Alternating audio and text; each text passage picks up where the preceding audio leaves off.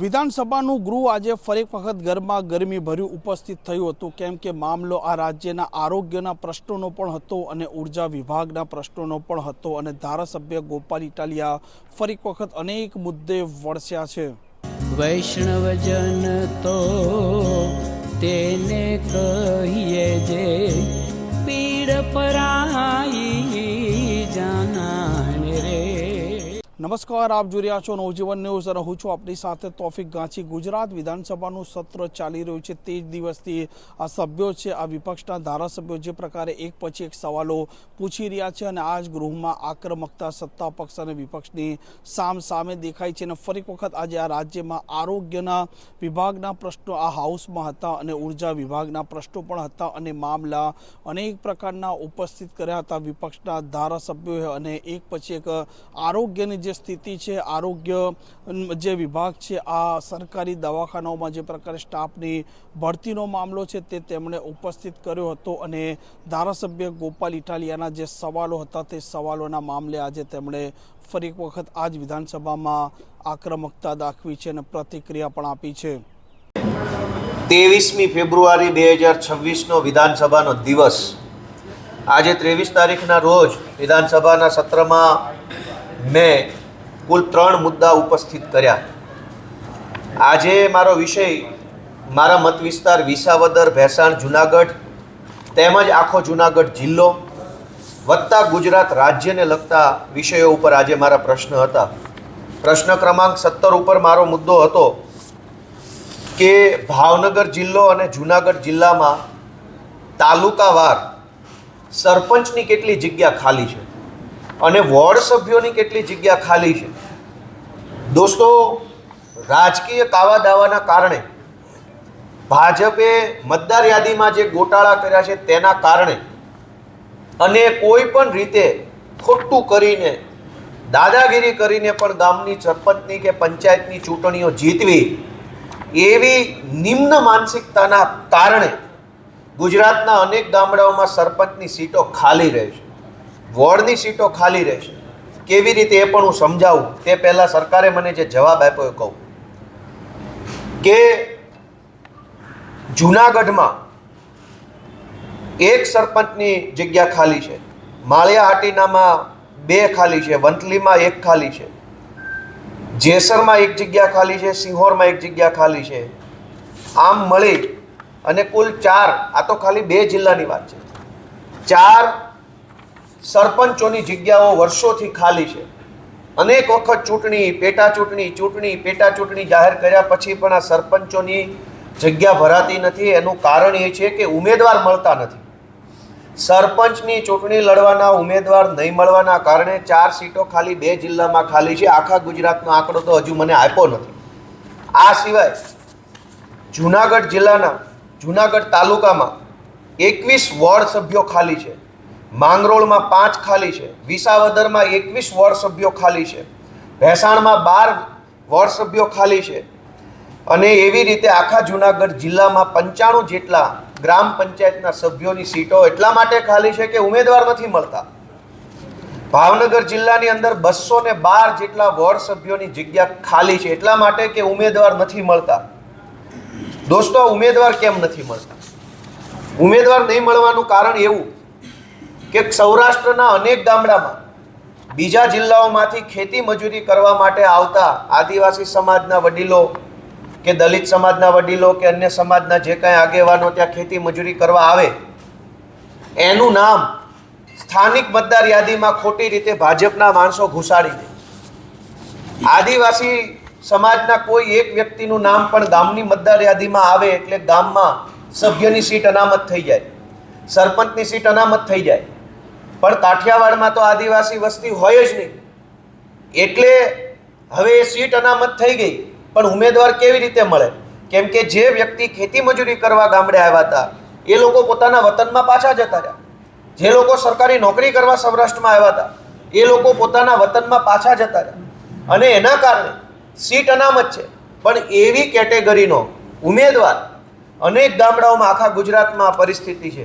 કેટલાક ગામમાં ઓબીસી ઉમેદવાર નથી મળતા, કેટલાક ગામમાં એસસી ઉમેદવાર નથી મળતા, કેટલાક ગામમાં એસટી ઉમેદવાર નથી મળતા, એટલા માટે કે એ ગામમાં એસસી એસટી ઓબીસીની કોઈ સંખ્યા હોતી જ નથી અને નહીં હોવાના કારણે એ ઉમેદવાર નથી મળતા એટલે વારંવાર જાહેરનામું બહાર પાડે, વારંવાર ચૂંટણી બહાર પાડે, તેમ છતાંય સરપંચમાં અને સભ્યમાં ફોર્મ નથી ભરાતા.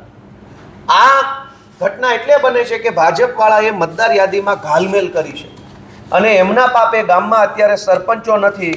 અને મારે બહુ દુઃખ સાથે સરકારે આંકડો આપ્યો છે કે ભાવનગર જિલ્લામાં 212, જુનાગઢ જિલ્લામાં 95, એમ મળીને 300 જેટલા સભ્યો અને સરપંચો ખાલી 2 જિલ્લામાં ચૂંટાયા વગરની જગ્યા ખાલી વર્ષોથી પડી છે. હવે સભ્ય ન હોય, સરપંચ ન હોય તો સરકારી જે ગ્રાન્ટ આવે એ ગ્રાન્ટને કેવી રીતે લોકોના વિકાસના કામમાં લેવી? મુખ્ય વ્યક્તિ જ હાજર નથી. તો આવા પ્રકારની દાદાગીરીને ખુલ્લી પાડવાનો પ્રયત્ન આજે મેં વિધાનસભાથી કર્યો. બીજો મારો 61 નંબરનો પ્રશ્ન છે કે બહુ મોટી જાહેરાતો થઈ રહી છે કે આયુષ્માન કાર્ડ આપી દીધું, મા કાર્ડ આપ્યું, પિતાજી કાર્ડ આપ્યું, ફૈબા કાર્ડ આપ્યું, અંકલજી આંટીજી કાર્ડ, બધા દરેક પ્રકારના કાર્ડ કાઢ્યા છે. પણ આ કાર્ડની વરવી વાસ્તવિકતા શું છે એ આજે વિધાનસભામાં જવાબ આપ્યો કે માત્ર સુરત શહેર અને માત્ર રાજકોટ શહેર, આ 2 શહેરોમાં છેલ્લા 2 વર્ષમાં સરકારે 1712 કરોડ રૂપિયા પ્રાઇવેટ હોસ્પિટલોને ચૂકવી દીધા. આ 1712 કરોડ રૂપિયામાંથી સરકારી હોસ્પિટલ બનાવી હોત તો લોકોને શાનદાર સરકારી સુવિધા મળે. અરવિંદ કેજરીવાલે દિલ્હીમાં અને અત્યારે હાલ પંજાબમાં આમ આદમી પાર્ટીની સરકારે પ્રાઇવેટ હોસ્પિટલો નથી બનાવી, સરકારી હોસ્પિટલો બનાવી. એમાં સરકારી સ્ટાફની ભરતી કરી, એમાં રોજગાર મળ્યો, દવા મળી, સારવાર મળી અને સરકારને પણ આશીર્વાદ મળે. જ્યારે ગુજરાતમાં ભાજપની સરકારે માત્ર સુરત, રાજકોટ 2 શહેરોમાં 1712 કરોડ રૂપિયા જેટલા જનતાના ટેક્સના પૈસા પ્રાઇવેટ હોસ્પિટલોને ચૂકવી દીધા. તો આ 1712 કરોડ રૂપિયામાંથી દરેક તાલુકે એક સારામાં સારી 100 કરોડની હોસ્પિટલ બનાવી શકાય હોત.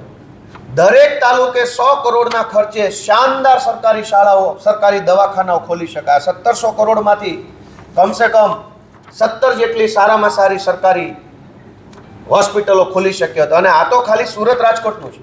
અમદાવાદમાં 2000 કરોડ ખર્ચ્યા હશે, વડોદરામાં ખર્ચ્યા હશે, ભાવનગરમાં ખર્ચ્યા હશે, જામનગરનો આ બધો આંકડો મેળવીએ તો મારી દ્રષ્ટિએ 50,000 કરોડ રૂપિયા પ્રાઇવેટ હોસ્પિટલોને ભાજપની સરકારે ચૂકવી દીધા.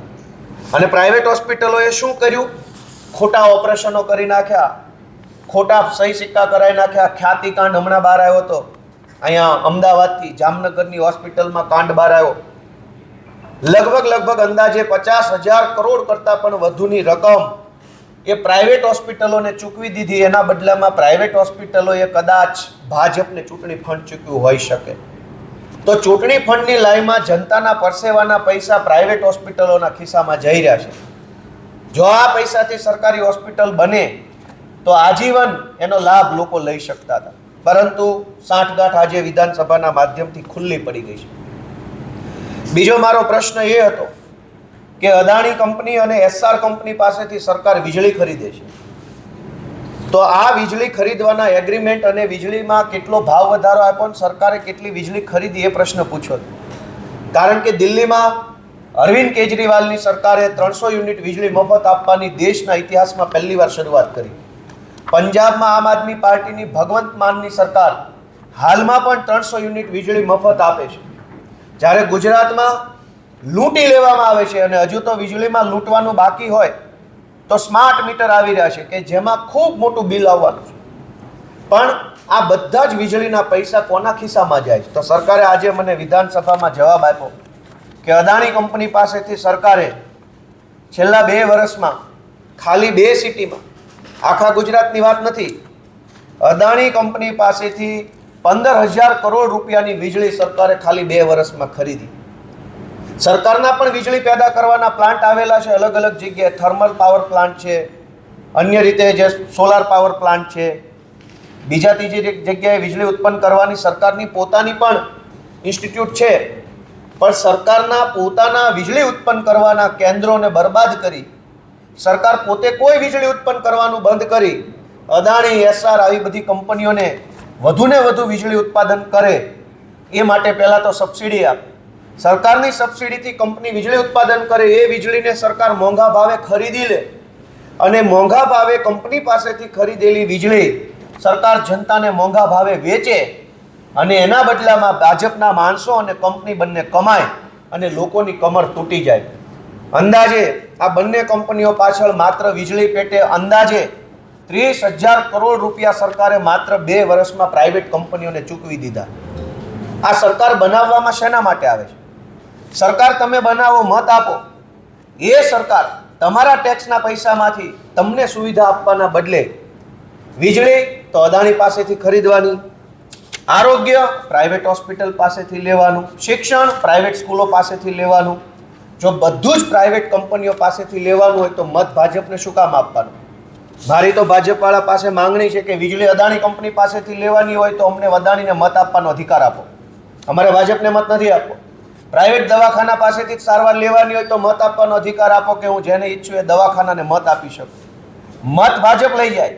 સારવાર લેવા પ્રાઇવેટ દવાખાનામાં જવાનું, મત ભાજપ લઈ જાય. વીજળી લેવા પ્રાઇવેટ કંપની પાસે જવાનું, મત ભાજપ લઈ જાય. શિક્ષણ લેવા પ્રાઇવેટ સ્કૂલો પાસે જવાનું, મત ભાજપ લઈ જાય. રોડ પ્રાઇવેટ કંપનીના ટોલ નાકાવાળા બને.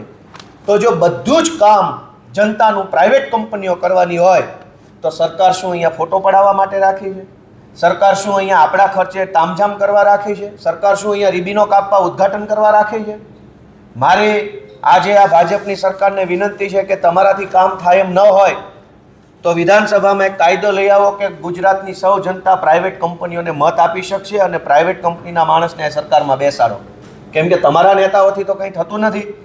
આજે મારે બહુ દુઃખ સાથે કહેવું પડે કે ગ્રામ પંચાયતમાં સરપંચોની ચૂંટણીઓ કરે છે, જગ્યાઓ ભરાતી નથી. વીજળી કંપનીઓ લૂંટી રહી છે સ્માર્ટ મીટરના નામે, સરકાર રોકી શકતી નથી. દવાખાનાઓમાં કરોડો રૂપિયા ચૂકવાઈ રહ્યા છે જનતાના, 1712.95 કરોડ રૂપિયા. આ તો ઓછા લખ્યા છે. આખા ગુજરાતના હશે 50,000 કરોડ રૂપિયા. તો સરકારને મારી એટલી જ વિનંતી છે કે તમારાથી કામ થાય એમ નથી, માટે તમે રાજીનામું લ્યો, રજા લ્યો, જાઓ, આવજો, બાય બાય. અમે પ્રાઇવેટ કંપનીઓને સીધા વોટ આપી દઈશું એટલે ફરિયાદ કરવામાં સરળતા રહે. વીજળી લેવાની અદાણીની ફરિયાદ કરવાની સરકારને, એ કેવું? અને મત લેવાનો અમારો ને વીજળી લેવાની કંપની પાસેથી, આ કેવું? તો આ લૂંટનો ધંધો, ચૂંટણી ફંડનો ધંધો બંધ કરવામાં આવે એવી મારી રજૂઆત છે. Thank you. આ પ્રકારના સમાચાર માટે નવજીવન ન્યૂઝની આ ચેનલને લાઇક કરો અને સબસ્ક્રાઇબ કરવાનું ભૂલતા નહીં. નમસ્કાર.